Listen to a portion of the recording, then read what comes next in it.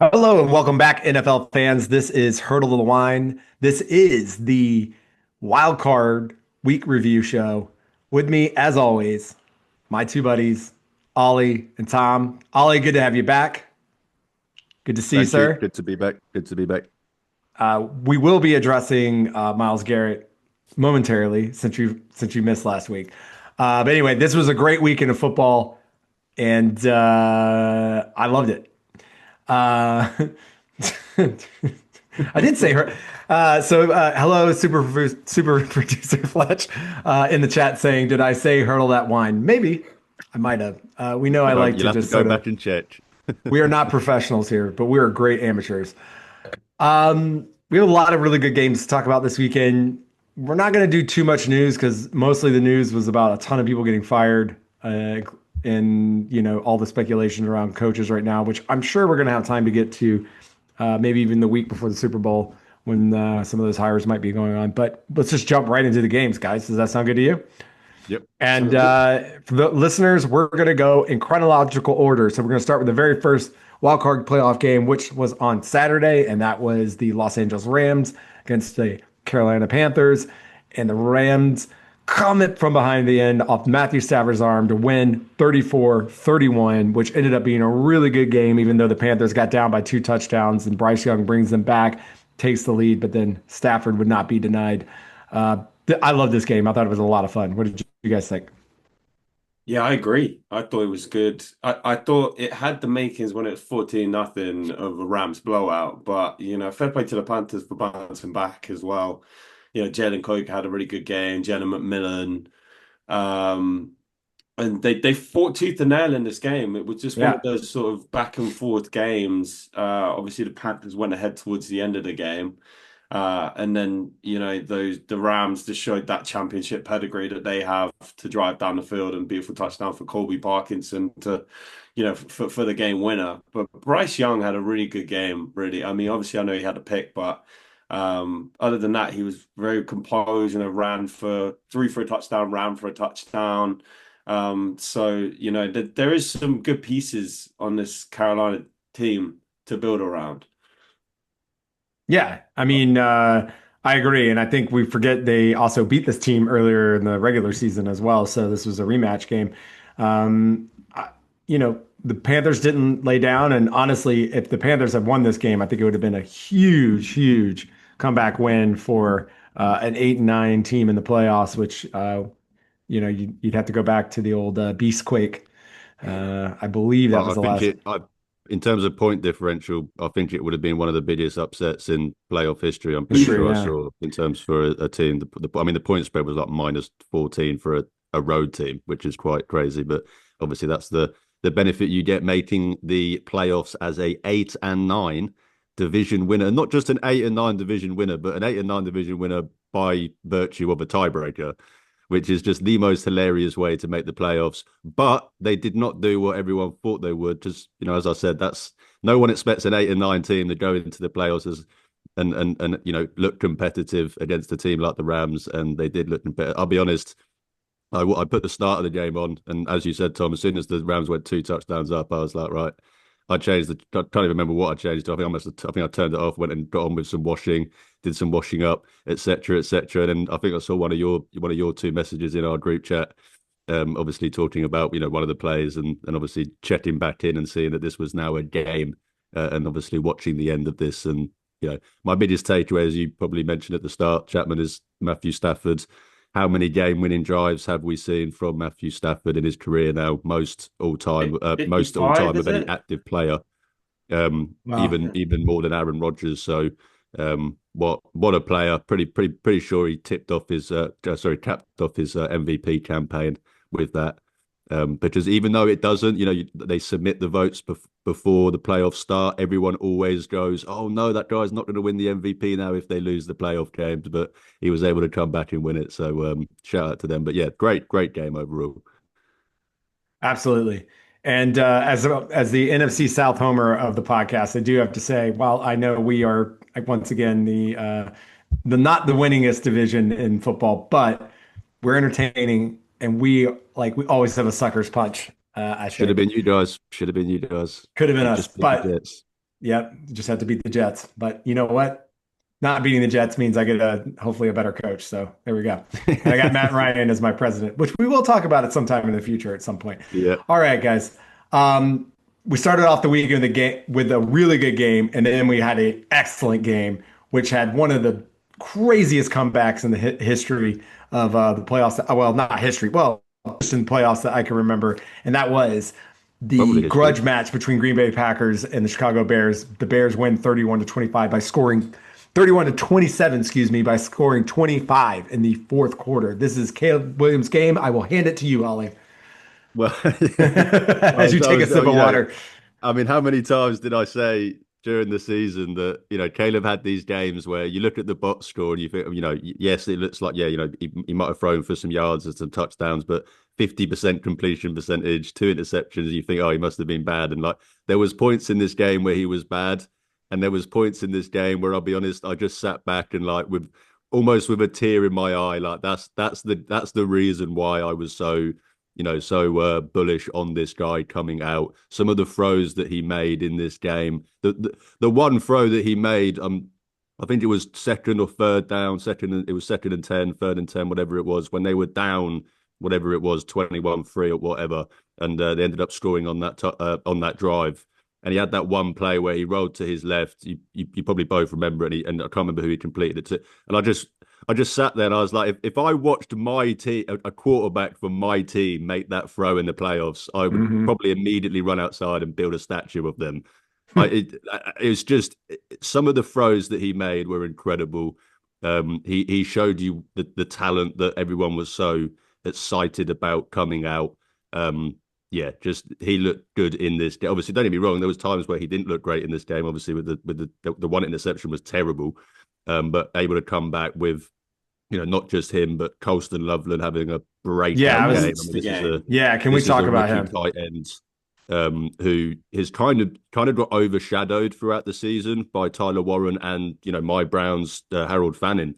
Two guys that kind of stole all of the limelight from him, even though he was the first tight end off the board.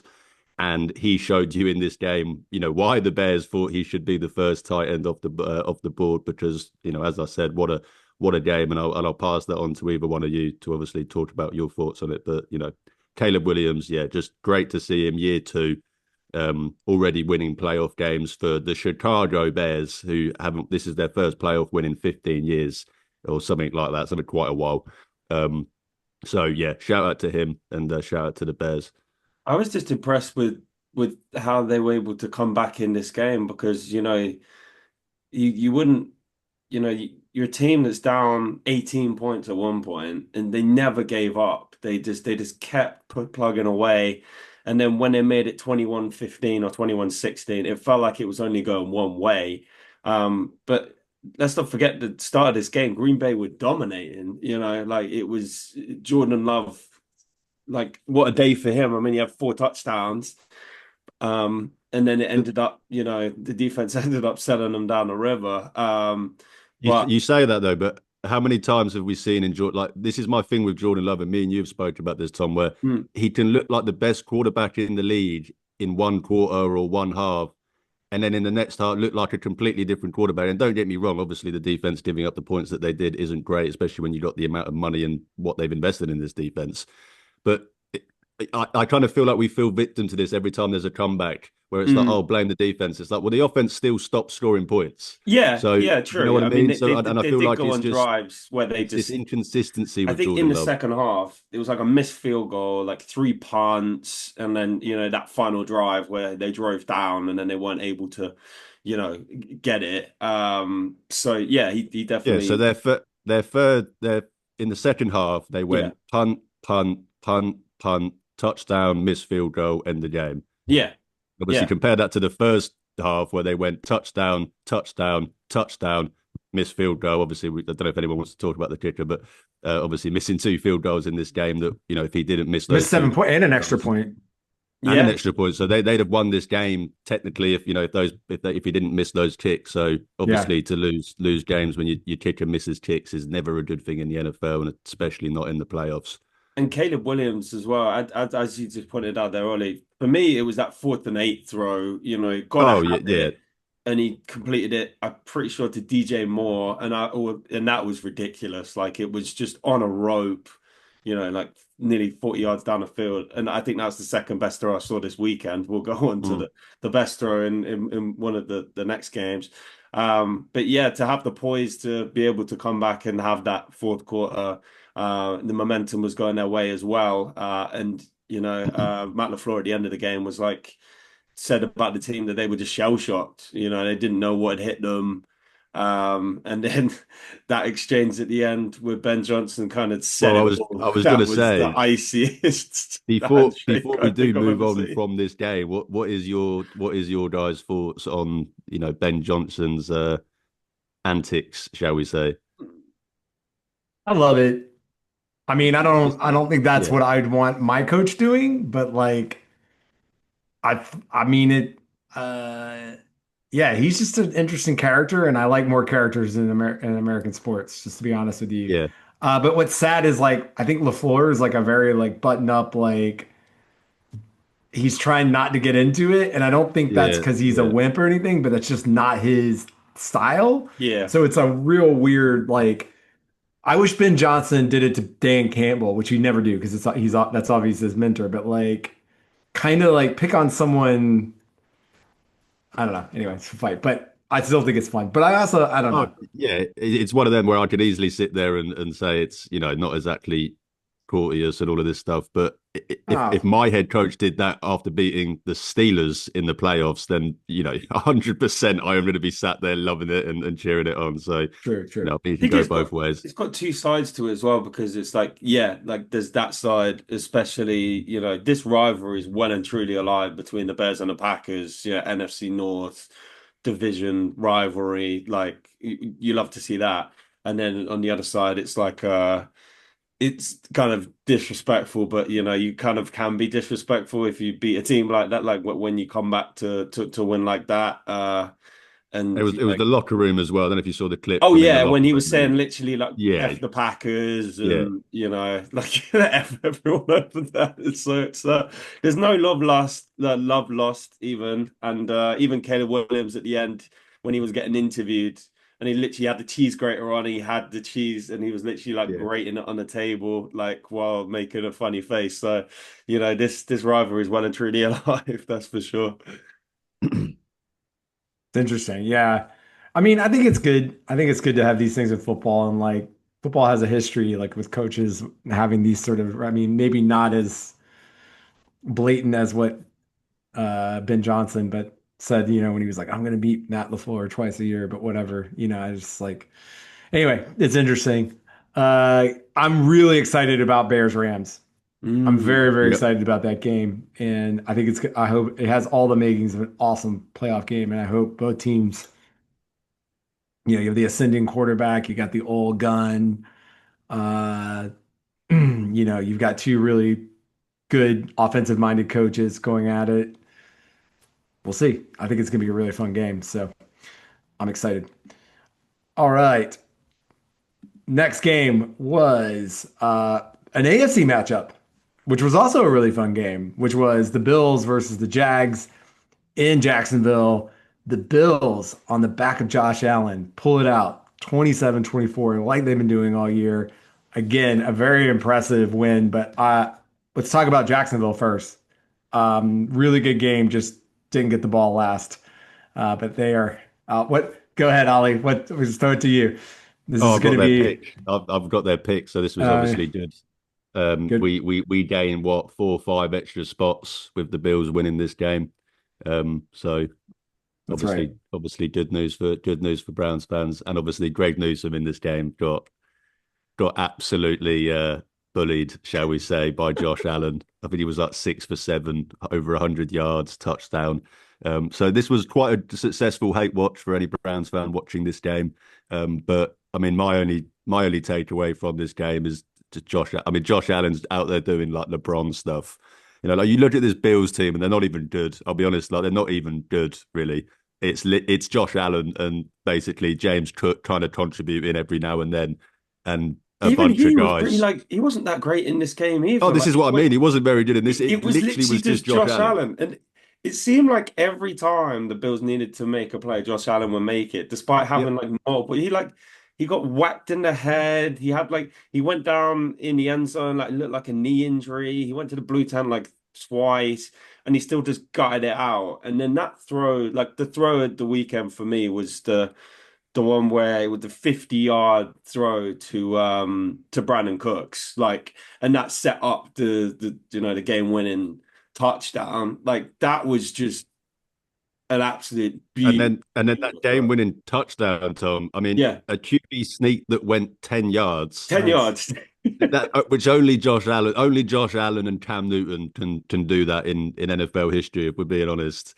Yeah. And then obviously to punch it in again at the end. I mean, he is just a unicorn at the quarterback position. I'm actually surprised more teams have it. The NFL is a copycat league, and I'm kind of surprised guys haven't gone like, why don't we just draft a 6'5", 260 dude that can just Because there's nobody because in NFL history they've tried you're to right, do and you're this. right, you're right, because Ben Roethlisberger is the last real true. and that's Mm, why he's a unicorn. yeah, Yeah. So Because exactly. it's just And when you got guys this big, they shouldn't be able to play the quarterback position as well as Josh Allen plays the quarterback position. And it's just when you combine those two things with the development he's had, obviously, this is his eighth, ninth season now. He is just out there doing LeBron James stuff. That's yeah, all I can. exactly. That's literally all I can say. That's my And only he's comparison. It's literally LeBron. with this game as well, he went into the lead in terms of rushing touchdowns in the playoffs for a quarterback. Just another stat for him. But I feel like the Jags kind of, if they kept running the ball the way that they were, because they were running the ball really well against. I mean, this Bills defense is terrible against the run. Like they're Yeah. 28th or 29th in the league against the run. hmm. And the Jags were taking advantage of that, especially early. But then it seemed like the play calling got a little bit conservative. They were kind of in the lead, but they didn't take the chances when they needed to. And when they tried to, Trevor Lawrence threw a couple of costly pick. Well, the final one was the game sealing one, but the one before, they had kind of the momentum in the game, and then they get the pick, and then the Bills, but it was a good back and forth game, that was for sure. Yeah. And yeah, I, just th- Josh I I Allen don't. really is I is the don't. main thing of this I don't game. quite understand why you've got Brian Thomas that runs a 4-2 basically, Mm, and you target him like it did in the last when I say last half of the season. It's yeah, felt like all year that it either Trevor Lawrence or the head coach just clearly doesn't trust Brian Thomas because they're just not targeting him down the field, and it limits their offense to an extent because they mm, don't have that deep threat because they're just not even looking for it.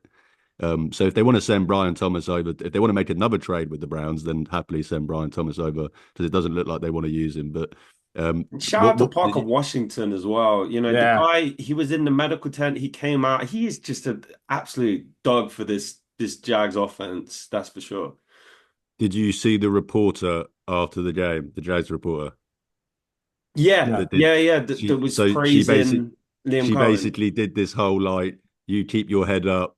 You guys have got nothing to be ashamed of, and it's obviously caused quite a lot of controversy on social media as people's one side saying that a reporter's not supposed to be a fan. You shouldn't be saying that kind of stuff. But just from a human level, it's quite hard to get annoyed watching a Yeah, video of this clearly the most polite, lovely woman that is basically trying to pick up the head coach, a first year head coach, a young head coach. I mean, he's still in his 30s, I think, isn't he? So it's one of those things that it just shows you how divisive people are going to be over anything, and it's this lovely woman giving Cohen some love.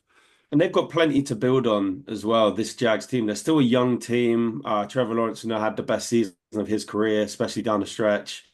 So they're going to be back. They're going to be back. They're going to be contending. I So disagree. I disagree because the NFL nothing's promised. I mean, we said this 3 years ago when they made the playoffs, and then they went mm, and won 7 games in 2 years. And do you know what I mean? I push back on that because you never know if you're going to be there next year, and I do feel like this was yes, you can say that, but I feel like Jags fans should be disappointed in this loss because you've mm, gone into a playoffs as a 13-4 team a really informed team, a playoffs without Patrick Mahomes. I nearly swore there. And this is an opportunity for all of these teams. You don't know if you're going to get this to Pat Mahomes or whatever. A next quarterback might win the next 6 Super Bowls. So Mm. I do push back on the whole kind of like, I feel like, yes, you can be. Don't get me wrong, but I suppose I'm being too negative here. But yes, you can No. obviously look forward. But I do feel like you should have a sour taste in your mouth as a Oh, of Jags fan. course, yeah, yeah. You're gonna have that fire in your belly to come back next year and try and get there. Obviously, I'm not saying it's a guarantee that you will. I'm just I saying the talent that they have, especially on defense, and then development on offense for some of these players. Parker Washington, Bashal Tutin, those sort of guys. They're gonna have a chance at least to try and get back there.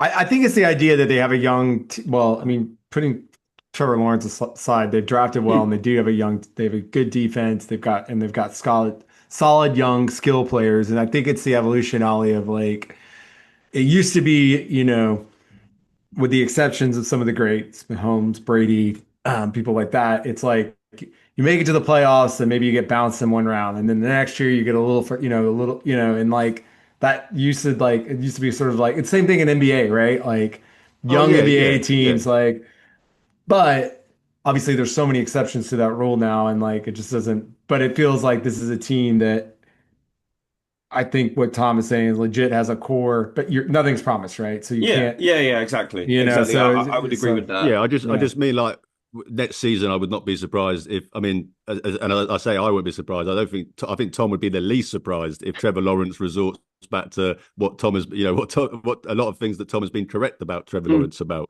But no, I mean, don't But get me wrong. I'm being very negative. I but just meant to say that you should. I feel like as a Jags fan, I'm very, very annoyed. But look, I think to be the maybe the last voice here is what they do as they got the right coach finally. Yeah, And I think Yeah, Liam I agree with that. I Cohen agree with like that. is legitimately and he was brought in to maximize Trevor Lawrence, and that's what he's done.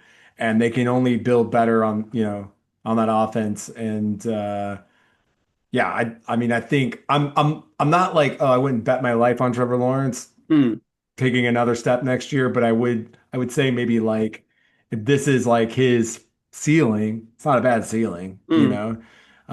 So I we'll was going to see. say, well, one last thing is that this was the Bills' first road playoff win since the 1992 AFC Championship. Hmm. So Maybe it's that their was year. Maybe massive, it's their and year. maybe it is their year. Yep, I hope so. All right. Moving on to our next one, who we are saying goodbye to some people, and that's the Philadelphia Eagles, who lost at home to the 6 seed 49ers 23-19 yesterday. Um, this is not a surprising, outcome, in my view. By the way, just to say, before the game, the Bills game, the Bills ended up being the underdogs because they had started as a 1.5 favorite. Then the Jags, then it flipped like right before halftime. It was or right before, excuse me, kickoff. So the Bills winning, they were the underdog going right in at kickoff. Now this is the other game too, where the 49ers were coming in as underdogs to the Eagles. So you have these were our two. I think were the Bears favored over the Packers at I home. I'm think assuming they. they I were. don't know. I wouldn't be surprised if they weren't, but I would be because surprised if they weren't. didn't the Packers beat them twice in? No, they No, they split. didn't. They split. Yeah, That was the Lions, wasn't it? Yeah. yeah. Anyway, maybe if Fletcher's listening, he can Google that for us. All right. Anyway, 49ers, Eagles. I mean, this is the Eagles thing. They'll probably come back and win the Super Bowl next year. They like to shit the bed, excuse my language, and then they win a Super or at least go to the Yep. Super Bowl. Yeah, pretty Um, much. what did you guys think I, about this I, game? I mean, I'll let Tom, actually talk about this game because I'll be honest, I didn't watch too much of this game. But the one thing, I mean, what I said about Josh Allen, being LeBron James and what he was doing, I think you can say similar for what Kyle Shanahan's doing this year because he's literally got a skeleton crew of his team out there already with the injuries that they've had this season. George Kittle tears his Achilles in this game. And Kyle Shanahan, we can say what we want about the Eagles, is still able to pull out a road win against the reigning Super Bowl champions in the playoffs with, as I said, a skeleton crew and his best player left getting injured in this game and tearing his Achilles. Obviously, hopefully he's okay. Probably will miss the start of next season, but we won't dive into that with the playoffs. But just what Kyle Shanahan is doing with this team is pretty incredible this year. That's exactly what I was going to say, Ollie. I wasn't going to start with the Eagles because you know what, and pardon my French, fuck the Eagles.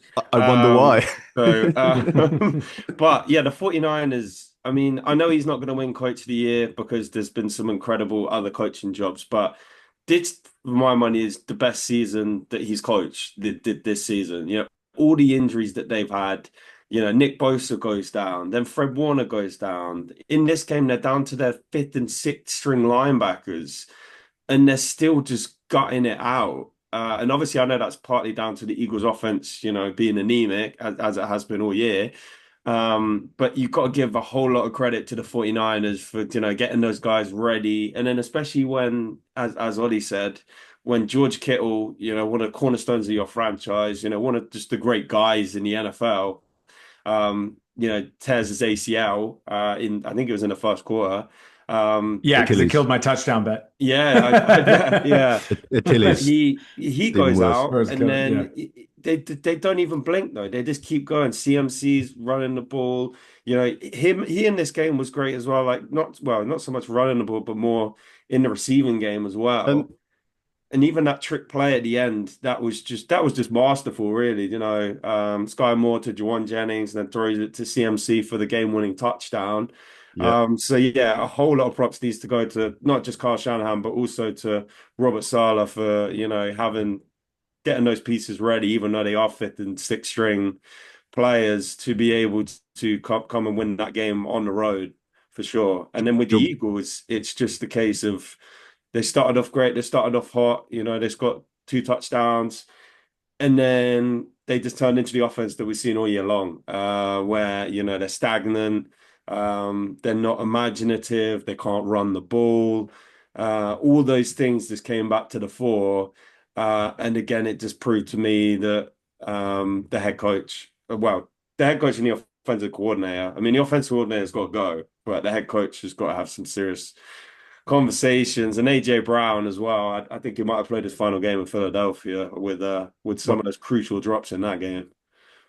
The coach can't go anywhere. I mean, they just won a Super Bowl and extended and him. he did sign a 4-year extension. So I know. Yeah, he can't go anywhere. AJ Brown, to be honest, that contract's pretty untradeable as well. So I'm not actually sure what they're going to do with him. But just to go back to the 49ers, I mean, Juwan Jennings has more career playoff touchdowns than or the same amount than Justin Herbert. He has 2 career playoff touchdowns now, passing touchdowns to Juwan Jennings. But you mentioned all the injuries, which was a great play, by the way. Awesome play, super great play. And as soon as he got the ball, I knew it was going. And McCaffrey's catch, he was He was a quarterback at high school. He was like he was in a class with Sam Darnold and was a higher star prospect, recruit, whatever it is. In that game. But you mentioned the injuries as well, Tom. I mean, they traded Deebo Samuel in the offseason. Brandon Ayuk hasn't been there all year. Richie Perisol doesn't play in this game. I mean, Demarcus Robinson led the team in receiving yards in this game. Shout out Demarcus Robinson. Shout out to Demarcus Robinson. And the next 2 guys to lead the team in this game in receiving yards were a running back and a fullback. So this is what Kyle Shanahan is working with. Just incredible what he's doing this year. And I as I said, Ollie, I don't know if you have, but I know he's not going to get Coach of the Year, but he should be in the running for it because the job that he's done is just insane. He should, because I mean Kevin Stefanski got Coach of the Year in 2023 for us making the playoffs with the injuries that we had. And it's not like we won our division. Like we just made the playoffs, and they didn't win their division. They probably would have won their division if they were in any other division other than the NFC South, NFC West. But obviously, I agree with you. He should win Coach of the Year. I don't think he's ever won it, which is insane. Yeah, that's crazy. What are your thoughts, Chapman, about how the Eagles collapse in this one? Well, their style of play this year has been let's get a little early lead and then just grind the other team into the ground defensively, and it's worked for them. But the problem that is when you get a team that is more dynamic and can, you know, has skill players that are or at least has, the ability to make bigger plays and then can keep up with you from a score wise. It just felt like Jalen Hurts and that offense just had no answer once they needed to score more than, let's say, two touchdowns and a field goal. 17 points, 20 points. It just felt like that was a recipe and it just did not work. Also, I just feel like there's, I don't pay a lot of attention to the Eagles, just to be honest with you. I've not enjoyed watching them this year. I have a lot of respect for them, obviously, as a really good organization. They've gone to two Super Bowls in 5 years. They've won, so just, I mean, I'm from Atlanta, man. They're just one of our natural rival sports cities. So, but it's just not what a fun team to watch, and they just don't also seem like they're not having fun, and everything just seems to be about like we're Eagles there, and it's just like like relax a little bit, man. Like, you know what I mean? And Yeah, it's like if winning and like being that successful makes you that miserable, then I don't know. and we have more of these things in the game as well. You know, we had the bit with AJ Brown on the sideline, like barking away at, Nick Sirianni again. You know, we've seen that all year, and it gets played off as, we're competitors with this, with that, but like it just creates this atmosphere, and they just weren't able to overcome it, really. No. And one thing I would say as well, I thought Tom Brady called this game really well, on the broadcast personally. But he said about how the Eagles throughout the game, they were just so lethargic. You know, they weren't in tempo. They weren't like, looking to get on the move or anything like that. They were really slow in, getting out of the huddle Hmm. and everything. And it was only towards the end of the game when it was really on the line for them to drive down the field, where they almost did, where they actually were in tempo. They were getting the ball out quick. They're getting the ball to the receivers, to Dallas Goedert, who had a monster game. But by then it was too late anyway. So yeah. Yeah. I mean, like it's just I don't know. It's like that's what's hard about the playoffs. It's one and done. You play a whole season just to get to one game, and I don't know. It just felt like again, I went to bed at halftime, then watched the rest of it this morning, and they just felt flat, Mm. and they felt flat all year, honestly, like they just have, and but that's just me. All I think right, the let's only definitive to take from that game is that they're going to be getting a new offensive coordinator. That yeah, is for sure. yeah. Is that their third one in 3 years too? I think so. Yeah. Yeah. Yeah, The I think so. 49, yep. So the 49ers will be playing My the NFC Championship game pick, by the way, guys. Remember that, Tom. Seattle No matter what Seahawks. happens, no matter how many injuries they have, I'm willing it. I'm You're willing right. it. You're right, Ollie. I mean, you're not wrong. So I made that pick when they had all of these players. Right. Well, I mean, that weird thing where like the 49ers either don't make the playoffs or go to the Yeah, NFC yeah, Championship game yeah, every yeah. year. Just crazy. So, mine would That have was been that was the correct as reason I well, picked them. Ollie, if the Packers had actually not collapsed. Because Yeah, I picked yeah, the Packers Rams, so not quite on the money, but I went I 49ers Rams, so I've still got a chance. Well, no, they play next round, don't they? yeah, yeah. Damn it! I was technically right, just one round early. One round too early. there you go. Last game of the evening, last Sunday night, and there is still one more game to be played tonight, which would be the Texans Steelers game. Which Go Texans! why is there a playoff game on Monday night? Oh, This it's is me so saying this a stupid. year. It's It is so stupid. stupid. Yeah. NFL, come on. Anyway, give us 3 games on Saturday, 3 games on Sunday. Let's just come on. Anyway, Chargers, I mean, Just no showed, just basically. no showed at the Patriots. Patriots win 16-3. This was an ugly game. Do Before we even need to we talk about what happened on the field? Like, Well, before we get into this game and talk, which we're just going to talk about, then we're just going to trash the Chargers, I think, I want to say shout out to Hunter Henry. Hunter Mm. Henry, man. Good game. And also, Patriots defense came to can play. I think they're the only ones that came to play yesterday. Yeah. Hunter Henry and no disrespect to Drake May, but he had a real rough start to that game, and he's lucky that for some reason the Chargers couldn't figure out how to do anything within the 10-yard line multiple times. Otherwise, this game might have been a little different. But does this make you think any differently? Not about Justin Herbert, who I think had no chance whatsoever behind that offensive line, but more about John Harbaugh and what he didn't do compared to like Kyle Shanahan, who's had lots of injuries as well. I am sick of Jim Harbaugh saying how Justin Herbert is the best quarterback in the world of whatever, I like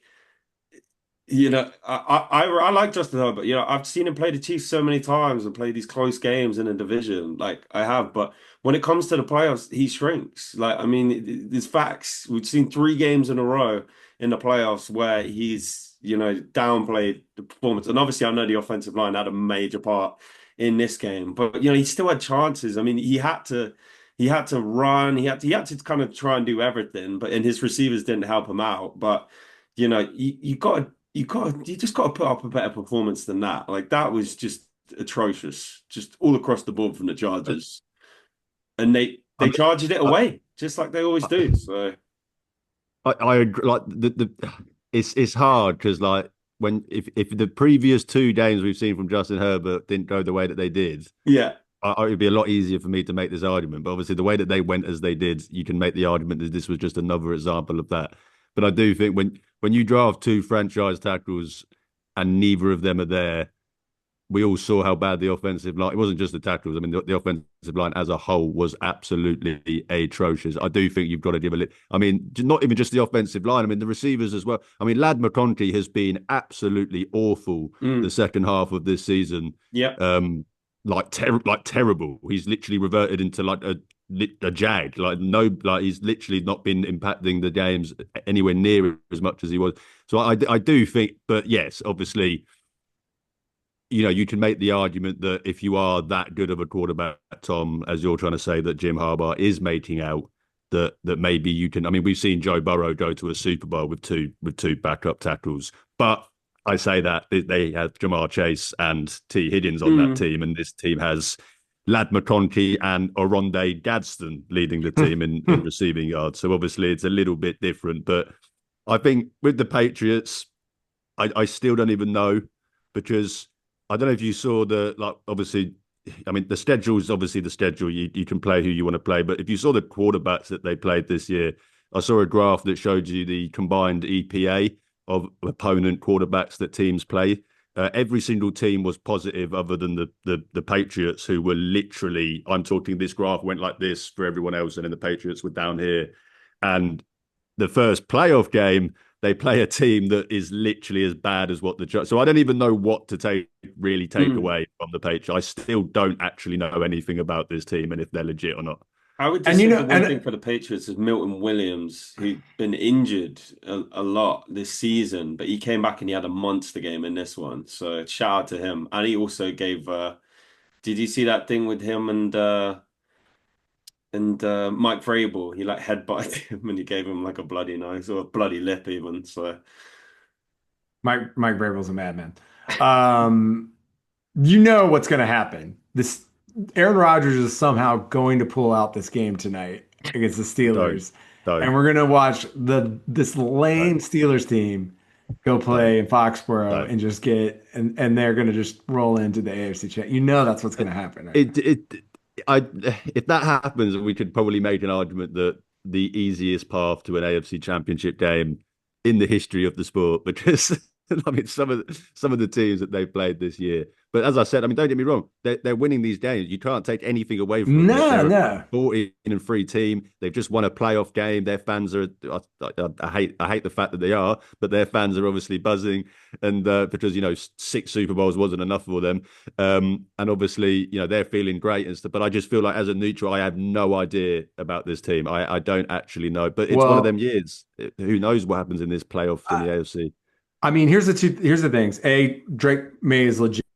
How he does against Drake May's legit, yeah. Yeah. So, and we all know that. So I mean that wasn't argued. Yeah. This defense is really good, but do they have enough but like I don't think Dre May is Josh Allen-esque yet, where he can just will it. I think maybe in the regular season at certain points he did, but like, and then I really think it's how good can this defense play? They're going to be playing at home again. That like playing in Foxborough still sucks. When they come there, I mean, it's not like an all-time terrible place, but when they're into the game, you have to go in there and punch the Patriots in the face and get the crowd out of the game, just like like what you need to do when you go to Philly. But where was I going with that? I was basically going to say that I think it's the defense that can get them to the next round, depending, but we'll see. Now, if it's Houston, I think Houston can give them some real problems. Then the question there is how much can Stroud do against that? Yeah, Defense? Houston have got a real defense and an actual quarterback, unlike most of the teams that the Patriots have played this season. But No. I mean, if you're a Patriots fan, you've got to be feeling pretty good. I mean, Yeah. what the They won't be Bills? playing. They won't be playing the Steelers or the Texans anyway. They'll be playing the Bills. If you told me They're playing that the there Bills. was, Of course they are, because the Bills are the sixth seed, weren't they? Yeah. Yeah. No, Oh, just wow. Denver. Well, no, because no, they're playing Denver Denver's for the sure. one seed. Yeah, Yeah, Denver's the one Denver's seed. the one so Denver seed. plays the Bills. Yeah, they play that was the whoever wins Denver the game Bills. tonight. Yeah, Denver plays the Bills because they're the one seed, and obviously the Bills Yeah. Oh, the Bills and have then the they lowest get seed left. Steelers or come on, they are getting an easy. But you know what I'm saying? Like that is, and even then, the Bills, who if Josh Allen has a bad day, you win that game because the rest of the team is terrible. Yeah. Or Denver, who I don't think anyone thinks Denver are legit. Do you know what I mean? Like if you're a Patriots fan, you're thinking Super Bowl right now. You like, and I'm sat here saying I don't even know if they're that good. I expect the Bills to go into Mile High and beat them. But Okay. If the Pats win next week, regardless of who they pay, and the Bills win, and you have the Bills going into Foxborough for an AFC Championship game, and Drake May can make a Super Bowl, oh my gosh, that'd be weird. Yeah. Anyway, the stuff of nightmares. Stuff of Well, nightmares. great story for the AFC East and the lore and the history of the AFC East. And just a quick one to Patriots fans. Just calm down a little bit. No one's really against you in this version of you yet. I mean, we will be. No, but no one's rooting for you. So like just calm down. Everybody calm down. Just enjoy it. Don't be miserable like the Philly fans already. You know? Just enjoy it. The thing is that they're good, but both like they were really good and had Tom Brady, and everyone liked Tom Brady. Like he was the most famous guy in America for it. I mean, me and Tom knew who Tom Brady was. Everyone liked Tom Brady the first 10 years. No one liked it. Okay, yeah. That's after the Seattle win, that's when everybody started hating him. That's what I was going to say. Like me and Tom were like what 6, 7 years old watching Family Guy. Like, oh, Tom Brady, and like, do you know what I mean? He was so famous and so liked, and I feel like they might have a similar thing. Don't get me wrong. Drake May's not going to be the celebrity that Tom Brady was. People forget that Tom Brady was basically David Beckham, the David Beckham version in the NFL in terms of this, embracing the fame and stuff like that. But in terms of just being a likable guy, and yes, he wasn't David Beckham either. David Beckham was I was watching it at 6, 7 years old. Sorry to my parents to expose my parents, but they weren't the best role models growing up when it came to age-related things on the TV or etc. But I've completely lost my train of thought now. But yes, Drake May is a very likable guy, is what I was saying. So no one's they're not gonna be that team. Like yes, people are gonna hate it because it's the Patriots. It's the same with the Chiefs. Everyone's going to cheer when you lose because you've done the most winning. But I feel like they've got such a likable coach, such a likable quarterback that I don't think anyone's actually going to genuinely hate them. Yeah. Yeah. No, but what you guys don't have experience with is people from Boston and Boston fans, and that's what makes you hate them. Because the British Patriots fans are worse enough. Well, yeah, but here's the funny thing is like I can't stand. You guys know this. I can't stand people from Philadelphia, like Philadelphia sports in general. But I have a lot of friends from Philly in LA, and I have a couple from here that I like.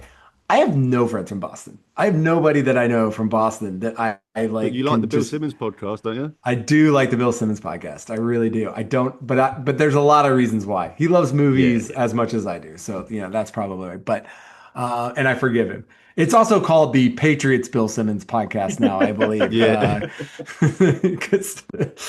But anyway, I'm rooting for the Texans tonight because Yeah. I'm always Same, going to root against obviously. Aaron Rodgers winning, and then also I just would like to see what that defense can do against that Pats offense because that'd be fun. That'd be a fun game. Those are the games. Do you guys have a pick for the game tonight? Go Texans.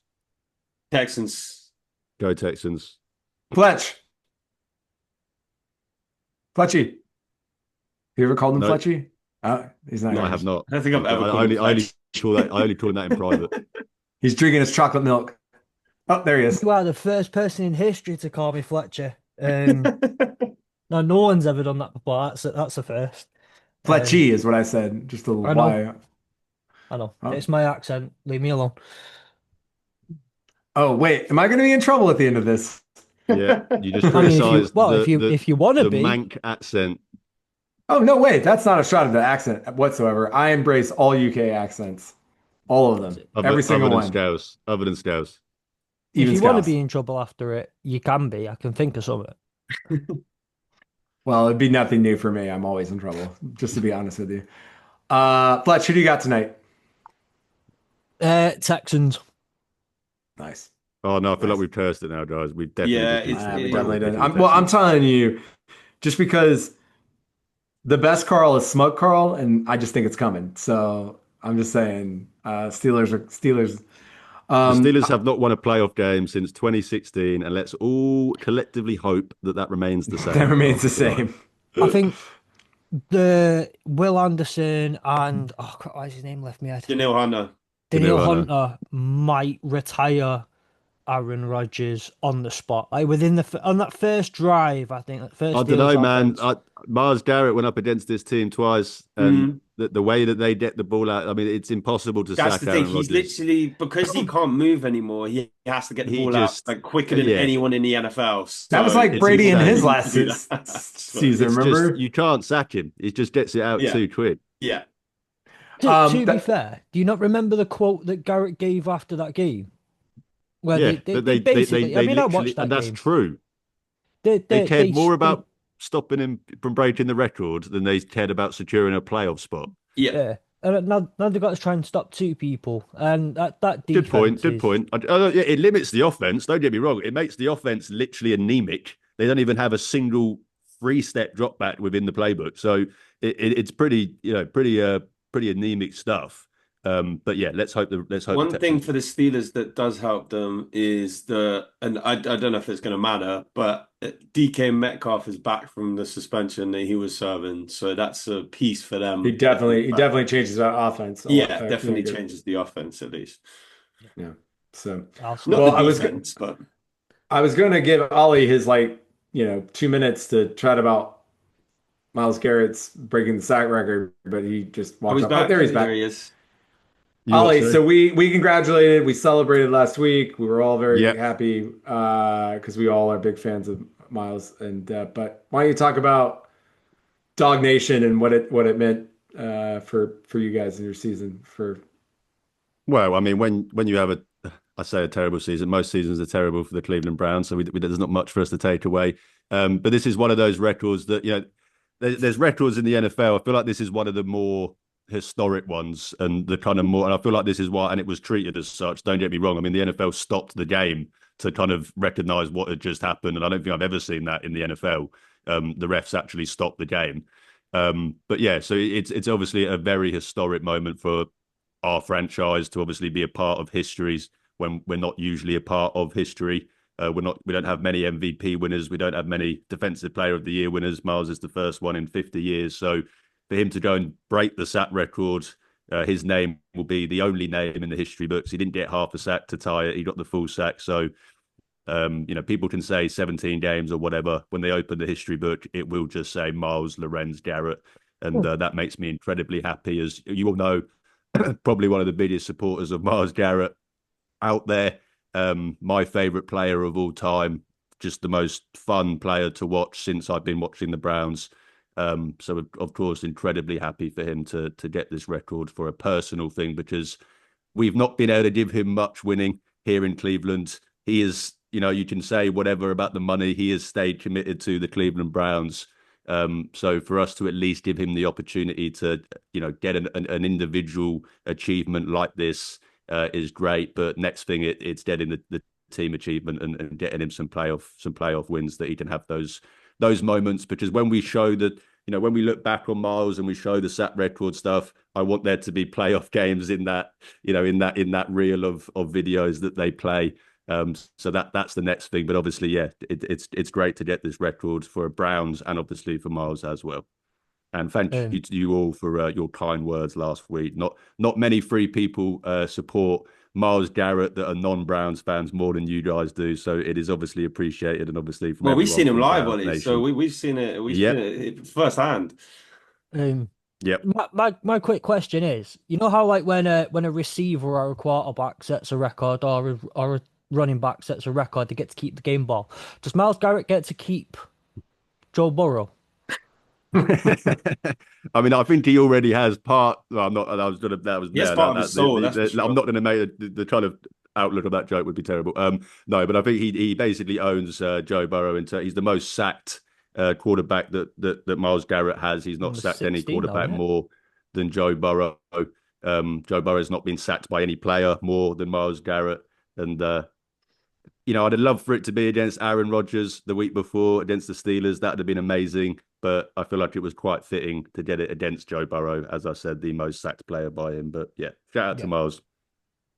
And anyone saying about the Michael Strahan stuff and all that sort of thing, he did it on 100 less snaps as well. So but Michael Strahan just a loser. I mean, I hate anyone. This is why I like guys like Kareem in NBA and anyone that when their records get broken they're not bitter about it, and instead they show so much respect and actually admiration for the person.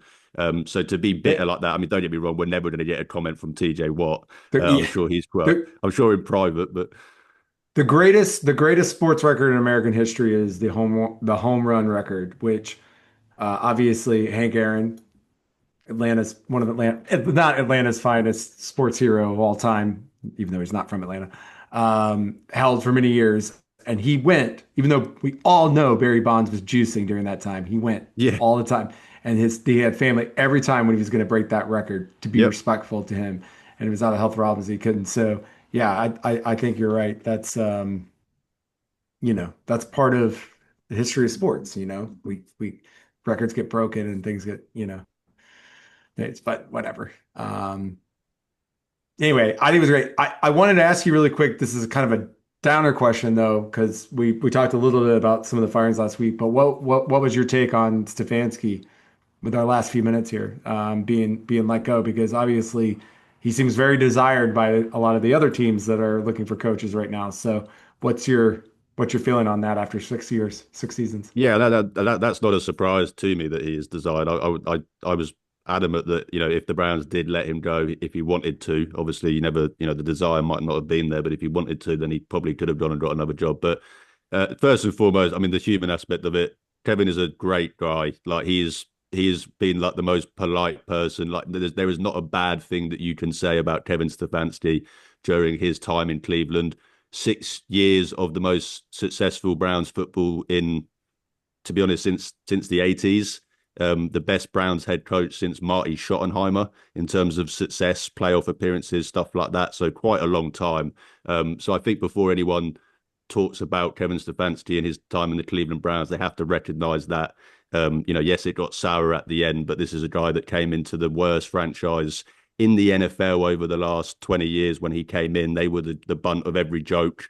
I made a comment, on my channel that, before Kevin came, my early years as a Browns fan, beating the Steelers was a pipe dream. Like beating the Steelers, who we played twice a year, in the regular season, was a pipe dream. I think I saw it 3 times in my whole Browns fandom before Kevin Stefanski came here, and since Kevin Stefanski was here, we beat them 6 times in 6 years. So he made the standard. He made beating Steelers a priority, not a pipe dream. He raised the level of expectation for me as a Browns fan, because as I said before Kevin came here, it was almost a joke as a Browns fan. Like it was like I didn't expect my team to ever be good, ever win anything. There was never any expectation, and since he came here, I actually now have expectation for this team. I have goals for this team. That's why I got into doing what I do now, talking about the NFL and talking about the Browns, because he gave me that level of expectation to have for an NFL team that every NFL fan should have.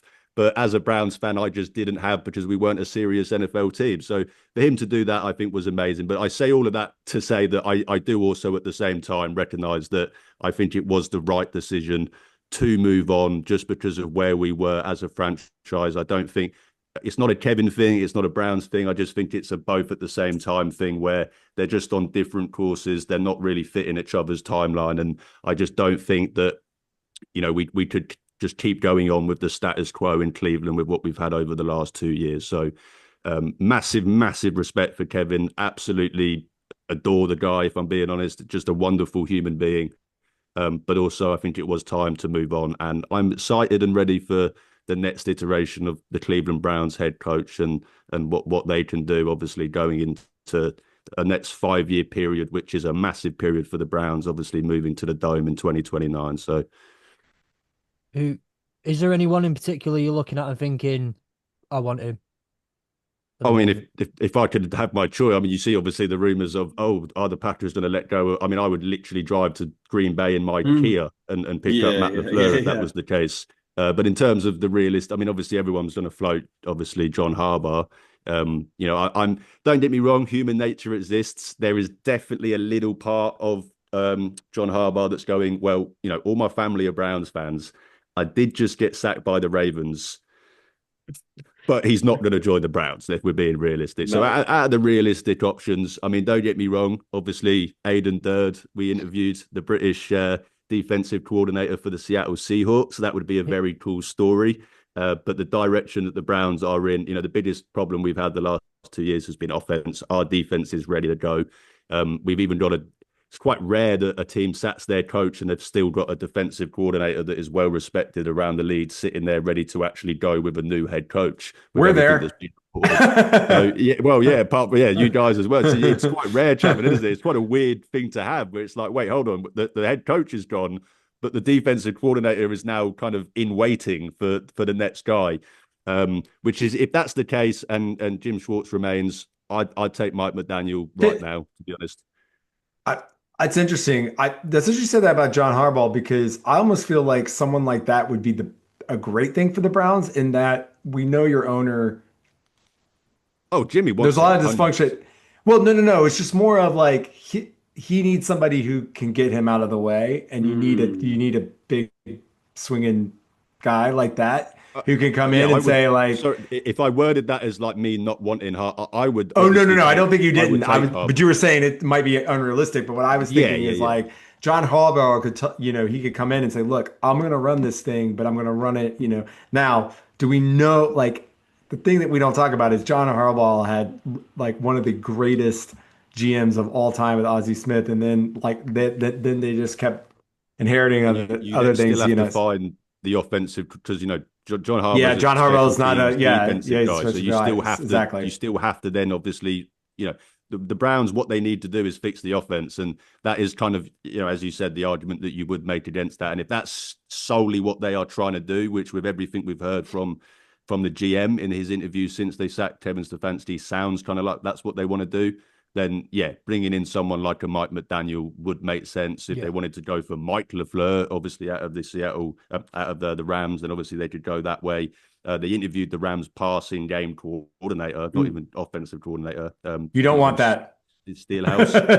And I can promise you, we had one of those for 2 years. You don't want it. With the options that are there right now, people can throw out names like Jesse Minter, Chris Schuler, but I just feel like the Browns aren't interested in a defensive guy, with all the reports about how they apparently have Jim Schwartz there on ice. So if it was me right now with the options there, then I probably would hire Mike McDaniel and pair him with Jim Schwartz. Can I just say that there's a part of me on social media would love Jesse Minter to be hired to watch certain people of certain affiliations in certain sports. Watch that kind of. Although I feel like it'd be very similar from when someone's drafted into a team where, the team they are drafted by fans are also naturally a rival of the team the college they went to.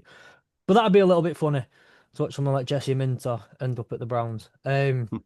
It's a great point though. It'd be Well, really interesting to see. Shout out I to don't. Aiden Derd also interviewed with the Falcons, by the way. Yes. Yes, he did. Yeah. Well, I was just going to And say, I'd like to, we did a little Browns corner. I'd like to do just 2 seconds. Like, I'm very, very, very happy about Matt Ryan coming on and being president. I don't know. It had seen, it's a real shame because Arthur Blank, when he bought the team back in 2000, you don't remember this. The original owner of the Falcons, my grandfather worked for him. He was a guy named Rankin Smith. And Rankin's family owned the Falcons like, from its inception to that. And they basically never put any money in the team, which is why we were always a dumpster fire. And Arthur Blank came in and, obviously we drafted Michael Vick the next year and, blah, blah, blah, and has mostly been a winner. Or at least, put the franchise into stability and things that we hadn't.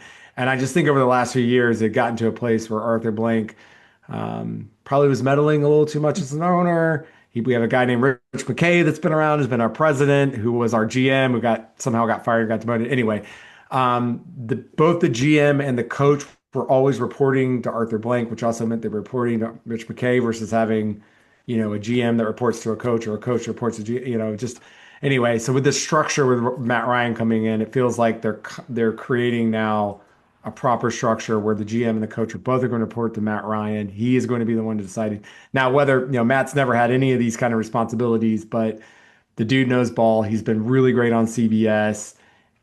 The one thing about him, he's never been the most talented. He wasn't the most talented quarterback, but he was one of the smartest. And I think I'm very interested to see the decisions he makes. But I'm just really happy that we've kind of gotten rid of the old guard of some of that front office stuff in Atlanta, and we can maybe see if we can change. Matt's a competitor, and I think, I don't know. Yeah, I'm excited. I can't be anything but at this point, and it's great to see Matt after it was kind of a crappy way we had to trade him because we went after Deshaun Watson a few years ago, and obviously, which everyone forgets.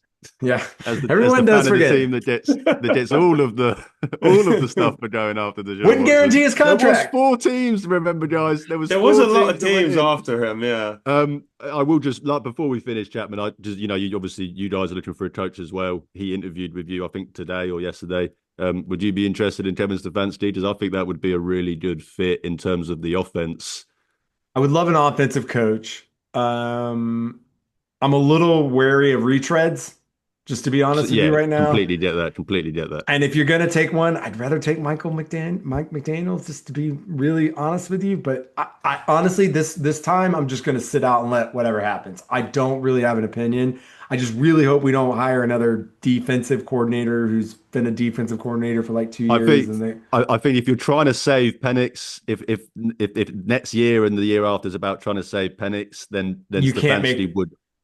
Yeah. Oh no, 100%. Obviously, I don't think you make that. Save a quarterback.